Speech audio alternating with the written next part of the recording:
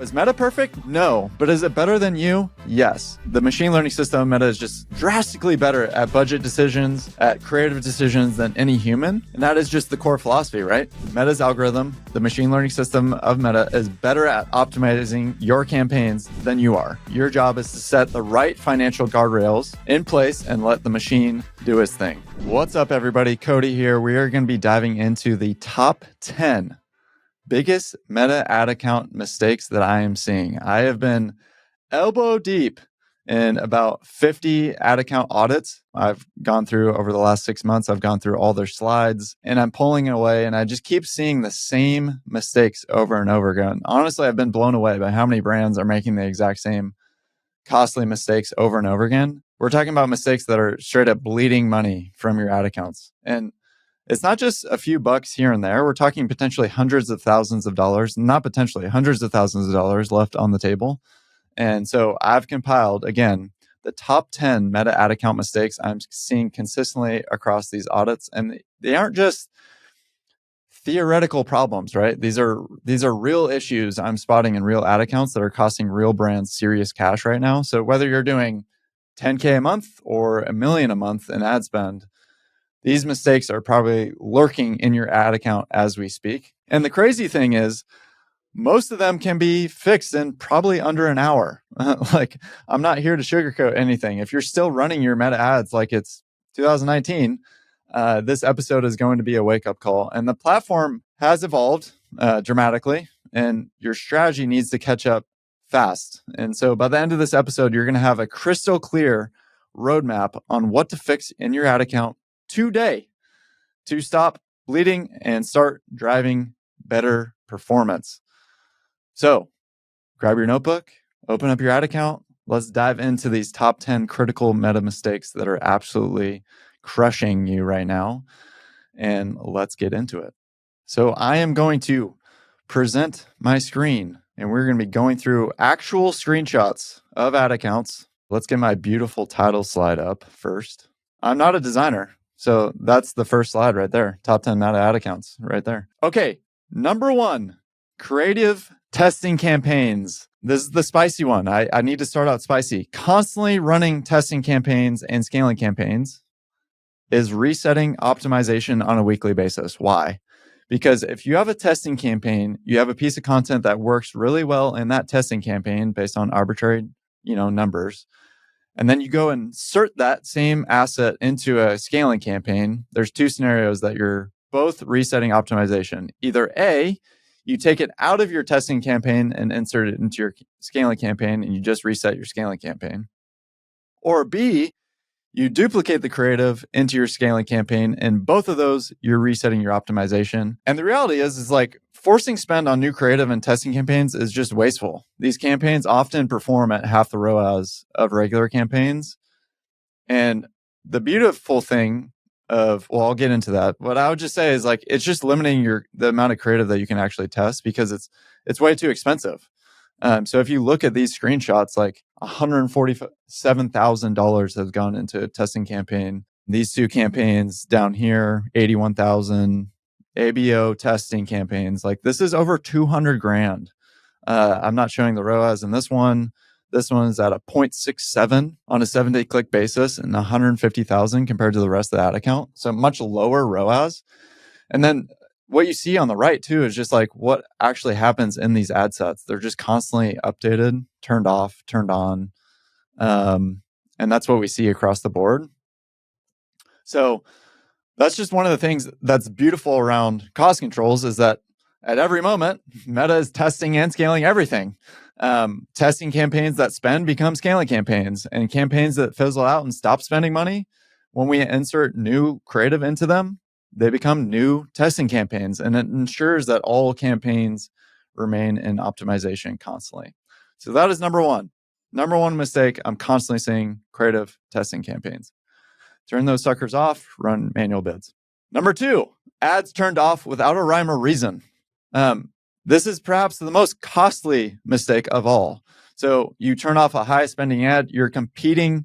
Basically, you're trying to compete with Meta's probabilistic forecasting tool and algorithm, which has vastly more data points to predict performance than you do. So what I would say is that you want to give Meta the freedom to suppress your losing ads and amplify your winners.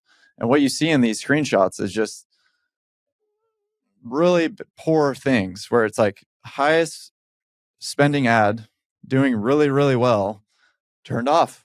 Like, and I just jump into these things and I just obviously have questions like, is this SKU out of stock? Is it no longer relevant? And for most of the time, I can just jump in and tell because based on the ad that it's not running a sale, I can jump into these things. But I ask these questions. Usually there's no rhyme or reason, or they don't know from their prior agency. And you can see these two particular ads as well turned off on a 7-day click basis, 1.11, 1.3 compared to the rest of this ad set and the amount of ads in here. And they're turned off for no rhyme or reason. So again, like you just want to be able to give Meta the freedom to amplify your winners. If it's spending, that means it's performing. No reason to turn off an ad unless it has delivery errors, out of stock, no longer relevant, like a sale, for example. It's like a timely campaign. Number 3, interest in lookalikes. Obviously, years ago, like retargeting with organic social, remarketing with website visitors. I would just say Meta now treats this as a suggestion. Like they even have like a line in audiences talking about basically it will go beyond this audience to achieve better performance.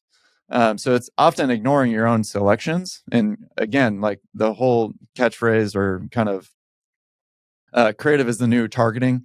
It's true. Meta is building audiences based on engagement with your ads. And so if you want to go after yoga moms, you need creative with yoga moms. And so we want to target broad, let Meta do its thing. And so again, like it's only upside, right? If you have $100,000 of spend, if you're right, Facebook's going to spend that money towards those people anyways. If you're wrong, that's where it's the kicker. You're just forcing inefficiency and you're losing out on new customers. I believe that was number 3. 1, creative testing. 2, ads turned off. 3, interest lookalikes. 4. All right. View through attribution. This is a great example.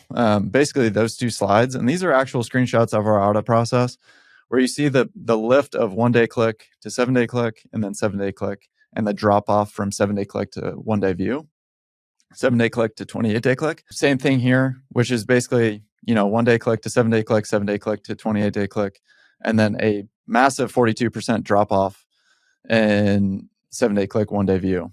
So when you actually pull this out, right, like you have 7-day click purchasers, and just real way to define this, right, is these are people that somebody purchased within the 7 days of clicking on your ad. Okay. And then 1-day view purchasers which of course means that somebody purchased within 1 day of viewing, but not clicking. So those view purchasers, you should be highly suspicious of. They probably don't represent essentially the real value in the ad account. And what they represent is Meta taking more credit than it should be for ads. And there's some value to them, but Meta's not doing anything shady here. I don't think. The point is that you should discount them extremely heavily, right? Like the way that we want to think about it and the way that we do think about it and why we highlight this is like, get rid of view through attribution. It leads to a lot of fluff. It attributes sales that would otherwise already be happening, because a view is just attributing a sale where someone scrolled by your ad and bought on that same day, but they bought at a separate time organically or due to the efforts of another channel.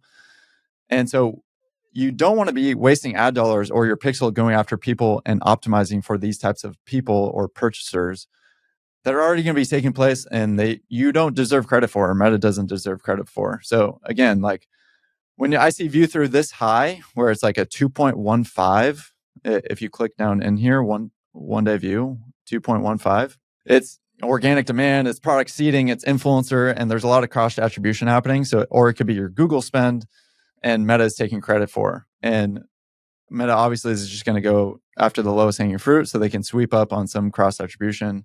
And that's probably why view through is so high. But again, like everything that we need to be doing and you guys need to be doing is getting outside of just the ad account performance and tying and leveling up to your AMER target or NC ROAS target.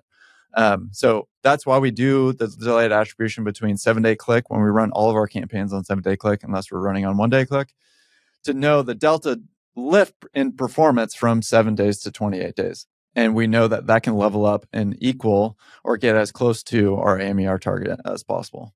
So that is number 4. Number 5, ABO or ad set budget optimization.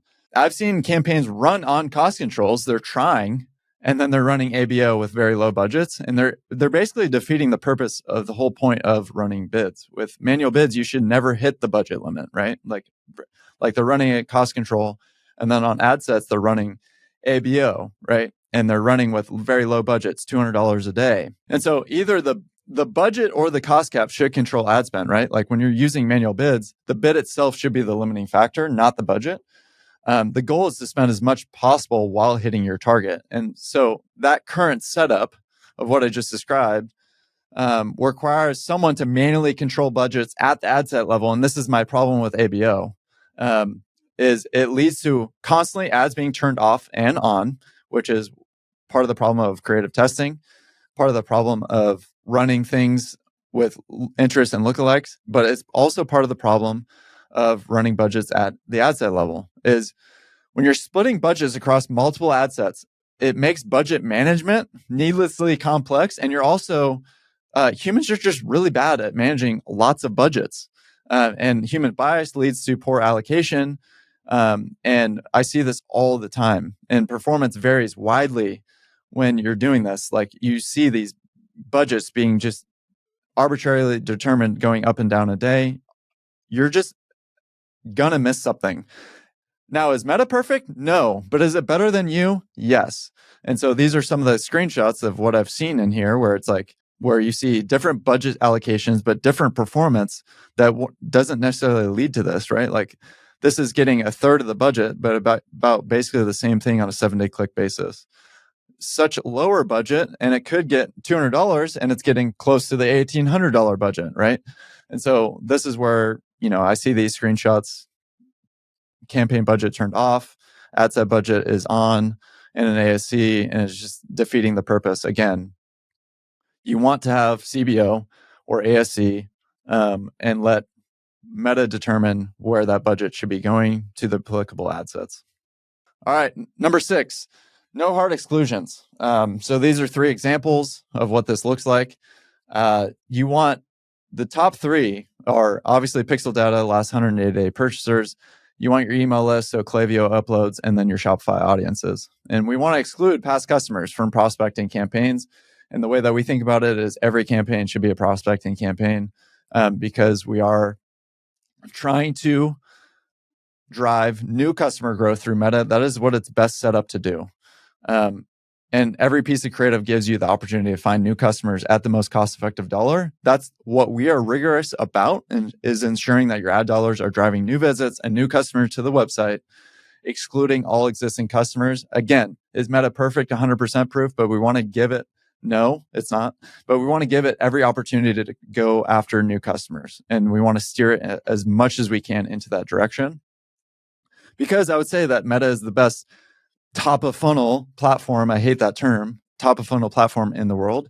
You have the most potential compared to every other channel to reach new people and do it in a way that is cost effective and you can directly measure its ability to provide a financially beneficial return back to your business, which is exactly why we forecast the P&L the way that we do. And which is part of the problem of just looking at Meta in isolation compared to the rest of the business, is because ultimately, there's a lot of halo effect that's happening, and we want to make sure that Meta is driving back into Shopify, layering up to the only concept. The only attribution that never lies is your bank account. So if you are going to run separate like retention campaigns, they just need to have different retention or ROAS targets, excuse me. So we would want to get all of these different exclusions properly in place: Klaviyo, Shopify, Pixel. And most of the time, these are missing.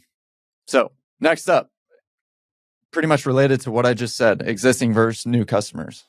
If you're going to run ads to returning customers, then this needs to be in a completely different campaign, and you need to hold it accountable to a much higher ROAS. So, I mean, these are actual screenshots of like literally existing customer budget cap, 35% going towards it in an ASC campaign, 15%, 20%.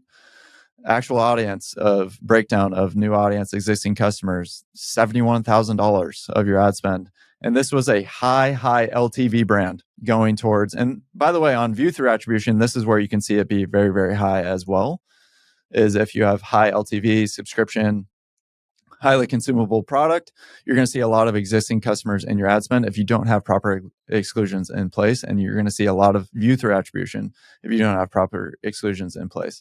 There's no reason to be running ad spend towards existing customers when you have that type of business, because your other channels, aka email primarily, can be driving a lot of purchasers, or your organic social, without having to spend towards those people. And if you are going to go spend those people, they need to have higher ROAS targets.